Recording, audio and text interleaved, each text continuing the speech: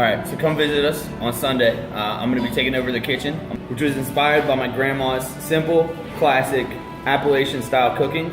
And I want you to enjoy what my family gets to enjoy and what she taught me to do. We're going to have this Salisbury steak. So my grandma, Virginia, did everything simple. There was nothing that was over the top, complicated. But everybody came to those events comfortable, and you didn't have to worry. Everybody liked all the food, and that's kind of what this takeover is about, is her style of cooking, which is so simple. So the Salisbury steak, there's nothing more to it than really high quality ground beef that's 80/20 certified Angus beef with onions, parsley, eggs, salt, and pepper. The mashed potatoes are just cream, butter, salt, and pepper, and that's it. And then the gravy is just stock with some seasoning, some mushrooms, and then tightened up with a little cornstarch slurry. And the spinach is just sauteed real quick with a little bit of clove in there. Simple stuff.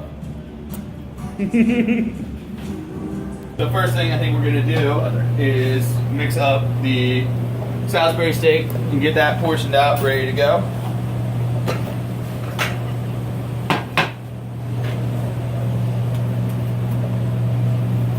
That's there. Go parsley. And I'm pretty much just gonna get enough to cover the top. And then our onion. And you don't want to have too much onion. This is something like I make at home, and it's a nice way. Parsley has tons of nutrients in it. Onions I can't get my kids to eat, but if I throw it in Salisbury steak to eat, it's awesome. And that's part of what this whole takeover is about, is like, this is all the stuff that I would just make at home. And it's reminiscent of what my grandma would make, but it's also what I've learned and what I love about simple comfort food.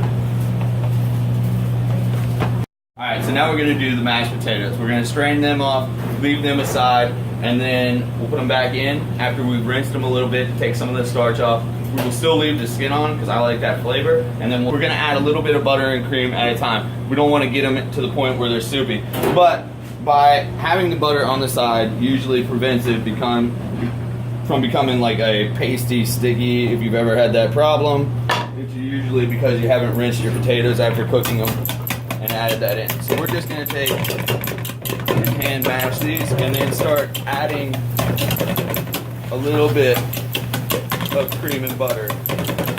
So we're just going to give it a nice oval shape on the patty. And I'm going to press it into the pan just to make sure that the sear works all the way throughout. Alright. So now we're going to start the mushroom stock, or the mushroom gravy. Real simple stuff. There's not a lot of salt or anything that we're adding because it's already in the stock we're going to use. And we're not going to add too much butter because we don't want this to be overly rich. So on the mushrooms and the spinach, we're not going to be adding a lot of richness because it's already going to be there on the potatoes. So the mushrooms are right before they're done, but they'll have a nice outside to them from being sauteed. So we're just going to cover these with stock. I don't want to be going too crazy on that because I want it to be about the mushrooms that are there. So this is just one of the specials? Yeah, so this is just one. The other ones are going to be chicken tenders that make for my son all the time, just soaked in buttermilk, and then they come out tossed in seasoned flour right into the fryer. It's that simple, just next to no ingredients except for 3. And then we'll have the Salisbury steak. We'll have ham steaks with apples and mash and green beans.